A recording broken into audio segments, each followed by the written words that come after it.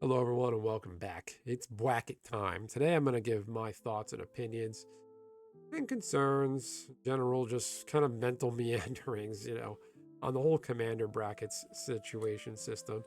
And I'm actually going to talk about the sixth bracket that they should have disclosed because this is kind of what they did. So here's bracket number 6. It is a no fun allowed, no creativity allowed, but checkbox, get fucked. That is certainly how this feels. You're not allowed to have a good time. You paid money for, powerful legacy game pieces, even cards that came out in the past like 5, 6 years that are deemed too powerful and game changing. Nope, you can't have those. I cannot help but feel like this whole thing is a ploy leading into and part of the whole DEI quest. Maybe their thoughts are, let's just ban and do brackets because it's not fun if Timmy can't sit down and win with his 8th card in hand commander. Nobody owes you a win at the commander table. If you sit down and play with strangers and they just bust out a big deck and beat you with it, that sounds weird. They play a really powerful deck and just beat your jank deck. Oh well, that's how you learn to get better. That's how I learned to get better. Although one of my commenters on a prior video about the VML stuff said I'm very mid. They made that judgment on some jank arena videos I made. Anyway, the way I see it, the ban list was a good enough function to control the commander table. But then they went overboard and got drunk and crazy and decided overnight to ban Jewel Lotus, Mana Crypt, Dockside, Nadu, a whole bunch of key and marquee cards. Like banning Jewel Lotus was a bridge too far. There was absolutely no reason for it. People work hard to buy Magic cards, to buy the box of MH3 Commander Masters, whatever, to get the premium marquee cards. Magic the Gathering is synonymous with Lotus. It's the marquee thing of the game, and they went ahead and banned it. So it says a lot about, I feel like, these committees and these people in charge, that they go ahead and just make that decision. So this is what they come up with. Everyone got so upset. They messed with something that shouldn't be messed with. So they came with a really convoluted solution to just go ahead and confuse everybody even more. So here it is. Here's the brackets. They went through these in that little video. What's his name? Gavin? I don't know. So you got Exhibition, Core, Upgraded, Optimized, C80H. I'm gonna work backwards. So C80H is gonna take the Desolator Magic High Road on this one. C80H, it should be called NEDH, NSCDH, no skill EDH, because C80H is basically just it shows you know how to use a credit card, and it's a coin flip. Whoever gets their powerful premium cards out on turn 1 wins. That's just not fun. Optimized, no restrictions other than ban list, which I'm not even sure how that and optimize CDH and optimize are any different, in my opinion. So moving backwards again, upgraded beyond the strength of an average precon. We can't have mass land denial, no chaining extra turns. So you got late game 2 card infinite combos, that's allowed. 3 game changers, we'll get to the game changers later. Next step here. Core, the average current pre-constructed deck, no mass land denial, no chaining extra turns, no 2-card infinite combos, which is kind of interesting because they don't play test and everything's broken in this game pretty much. And there's a lot of, they come out with the standard set. There's even 2-card combos in standard sets, but so you're not allowed to do the thing that they keep seemingly reprinting. And no game changers, again, that's subjective. We'll get to that later. And few tutors. All right, there's that. And number 1, Exhibition, your ultra casual commander deck. No mass land, denial extra turn. No 2-card infinite combos, no game changers, few tutors. So this, again, I will say it's a fair and okay step, but just completely unnecessary. My main issue here is this is all subjective. And like just down here, where's the game changer? So here's your game changer list. This is all they can come up with. To me, this shows that a lot of the people on the Commander Rules Committee don't have a great breadth of knowledge of the game. Just because you have a big YouTube channel where you say tee-hee and play Commander and smile a lot doesn't mean you're a responsible steward of the game. I see mostly tutors on here, reserve list stuff, expensive stuff, Tabernacle, yeah, no shit, Grim Monolith, okay, Lion's Eye, whatever, Mox Diamond, Mana Vault, Glacial Chasm. I mean, this list, gotta love it. Ristic Study was a common. I remember having a bunch of those as a kid. I thought it was a trash card because it doesn't work in a standard environment. White, Drannith Magistrate, I get that one because that's a stupid card. That one should have been on the commander ban list from the get-go. It is a completely anti-commander card. I think it's like, 3 mana? So some of these, yeah, game changers. You can only have a certain amount per deck per the stipulations above. So no game changers, no big fancy pieces. So can't have that. So again, if you go to the website here, I'll put a link in the description in case you just skipped all of this to kind of give a little breakdown of everything. The commander format panel up above here, I'll put a link in the description for this. This replaced the commander rules committee.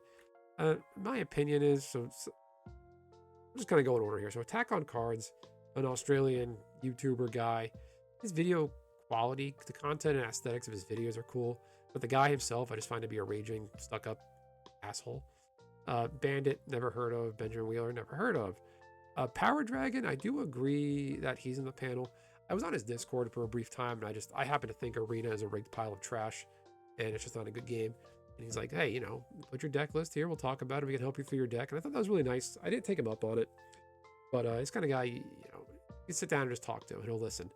I've been in a couple of his comments, on his YouTube channel, and responds to my comments. I always appreciate it when YouTubers of his caliber, especially, reply to a comment from a rando like me. So I agree with his ad on this one. This dude here, Greg Sablin, he has a good background in the sense that he's a good feel of the game. He's been in the game for a very long time. And shout out, he's a member of our Armed Services Committee, U.S. Army officer. So shout out, thank you for your service, Mr. Sablin. So I do agree with this ad. Some other just people of note here, there really are none. Rebel, again, Rebel Lily down here. I find them, I don't want to misgender anybody, to be just, this person, Rebel was on X gloating when then candidate Trump was shot. So it says a lot about their character. And then when you question them about it, you just get blocked and banned. So I don't think they have the maturity level to be making the decisions here. This guy here, Tony Elliott, been around a long time, seems like a responsible adult. So I agree with that one. If you scroll down further, you can see their the list of the Commander Rules Committee people. There's one other person on this list that is just totally Luma Stardust. All I have to say here is she has an OnlyFans account, so apparently Wizards is okay with you running your pornography account parallel to a kid's card game, so he should not have never been included from the jump, but that's just me. I do think sex work is real work, but you do not belong anywhere near a kid's card game if you're out there pushing an OnlyFans. So anyway, I went ahead and just did some tinkering around and talking to a friend on X, and he sent me this deck list. So shout out to my buddy Krakening Games. He sent me this deck list. So this deck list is a bracket 1. And worth noting, Scryfall, I do appreciate their quick initiative to build in a model, or what do you want to call it, that helps you estimate what brackets your card is in. So somehow this deck is considered bracket 1. And what's going to happen with these brackets are, quote, Desolator magic, people are going to min-max those brackets and be absolute net decking douchebags about it. They're going to take bracket 1 and say, how far can I push this to be those broken, overpowered shit, but still be legal within bracket 1? So they're going to make the most broken OP thing, say, no, it's bracket 1, it's safe, and it's absolutely smash your face. You're essentially playing a deck that should be in a higher bracket, or just no bracket, just extremely powerful, but it somehow fits in a bracket 1. Basically, Kona Rescue Beastie, in your second main phase, if it's tapped, you may put a permanent card from your hand on the battlefield. And look at this list by Krakening Games. So basically, by turn 4 or sooner, the way green works, with a special mana ramp in green and commander. So turn 2, 3, you can get yourself an Emrakul, you can get yourself a Kozilek, you can get yourself, what is it? Cultivator Colossus, Galta Primal Hunger, Galta Stampede Tyrant. So you mean to tell me this is bracket 1? Are you serious? If someone sat down and did this, I would be like, what the fuck? So shout out for Krakening for putting this together. This is very entertaining. As you can see, none of the big mana rocks. It's got a soul ring. So Springleaf Drum, look at this. Turn 1, you can start getting down to your little weenie creatures. And then you can easily get this. You can easily pull this off by turn 2. Again, it's green. It's not hard to do. It doesn't take a lot of effort. So in one of my own little tinkering around, I do have I did put together one of my deck lists, I think. Excuse me. I really should have had this pulled up. Aha, here it is. I know what decks. Let's go here. This is one I call Whisper's Big Stick. So look at this. This is bracket 1, okay? And for some reason, Lake of the Dead is not considered a bracket 3 card. which goes to show they don't have any depth of understanding of the history of cards in this game, the people of the Commander Rules Committee. I'll just leave that there. So this card here, I haven't seen this before. It's on the reserve list. Comes into play. Sack a swamp or bury it. So you can sacrifice an already tapped swamp and already have that mana floating. Bring this into play. And so with the 1 mana floating, sacrifice a swamp. So tap the swamp you're going to sacrifice. That's 2 mana floating. And then you'll get 4 mana floating with its ability. So right there, this 1 land gives you 6 mana when it comes into play, basically. So you mean to tell me this is not on the overpowered game changer list? It's ridiculous. There's too many cards missing, like Basalt Monolith and quite a few others. Look at this deck here. Let's run a little experiment. Now, I'm going to go ahead and add 1 tutor. Let's go ahead and add 1 tutor. There we go. Look at that. Oh, look at that. It's already bracket 3. This pile of trash is actually pretty powerful if you know what to do.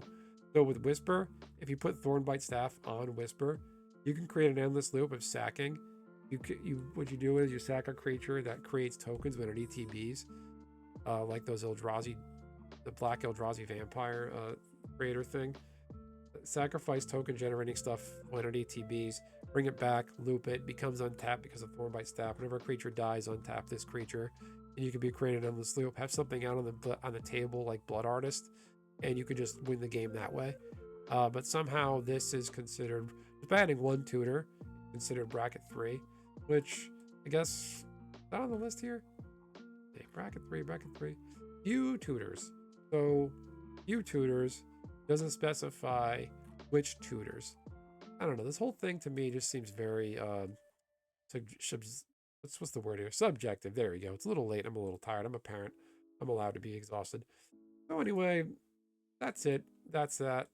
What do you think of the BWACKETS? It's bracket time. Are you having fun with these BWACKETS? There's definitely ways to break and exploit the BWACKET brackets. And let me know if you have any creative lists. If you want to put your deck list, show me your D. By that, I mean D list in the comments, and I'll take a look at it. And overall, just let me know your opinion, thoughts, comments, and analysis on this wonderful bracket system our oh so bright, and informed Commander Committee brought us. Anyway, that's it. That's that. I'll catch you next time, everyone. Thanks.